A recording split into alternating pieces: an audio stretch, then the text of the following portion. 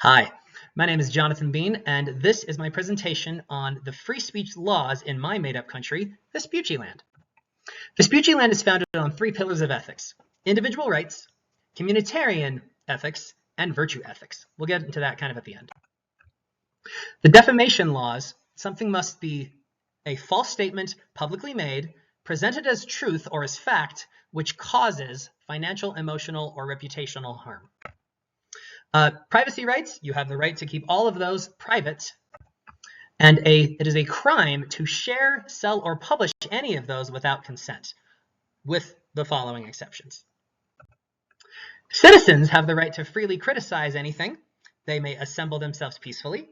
They may worship as they may, and they can share their opinion on any platform, including online. There are four free speech laws that are the boundaries of Vespucciland. The first is obscenity.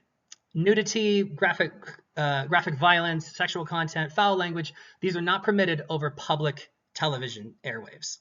Other types of media are acceptable, but not public, not public. For law 2, there is a difference between criticism and spreading hatred or inciting violence. That's not permitted. Criticism is, but not persecution. Lying is any form of spreading or telling a lie. So this includes defamation, misinformation, fraud. All of that falls under lying. And then finally, there are actually specific laws that govern what is appropriate for the classroom, i.e. the first three laws. You can see how these laws interact. Law 1 and Law 4 help protect children, while Law 2 and Law 3 help to protect adults. And laws 1, 2, and 3 help to protect common decency as a society. So here's how Vespucciland leaders handled a leadership scandal. So the media can report on accusations.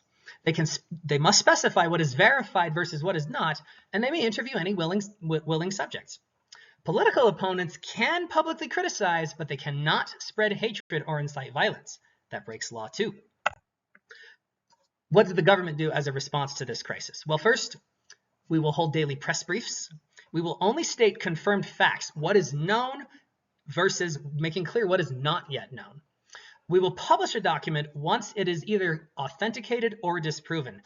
We will reassure the public that no one is above the law. We will not lie to the public, and this includes not misleading any statements and not withholding any confirmed facts.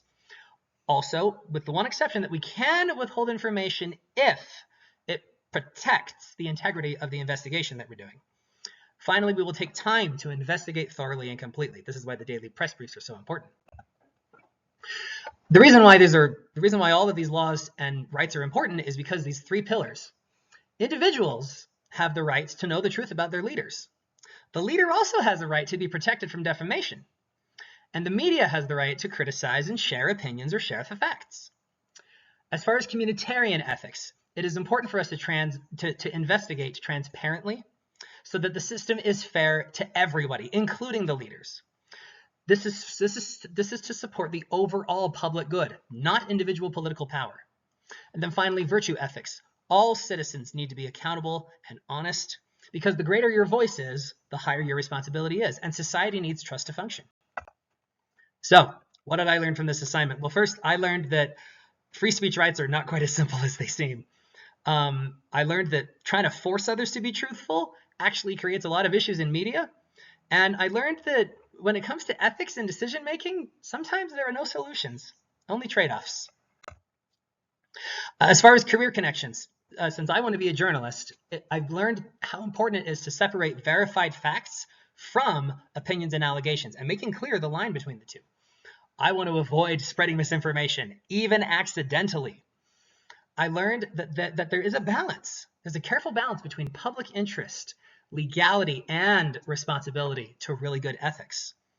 I learned that it's important to protect individuals' rights as well as protect the common good for society as a whole.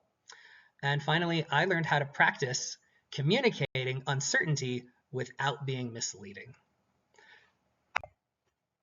Thank you for listening to my presentation.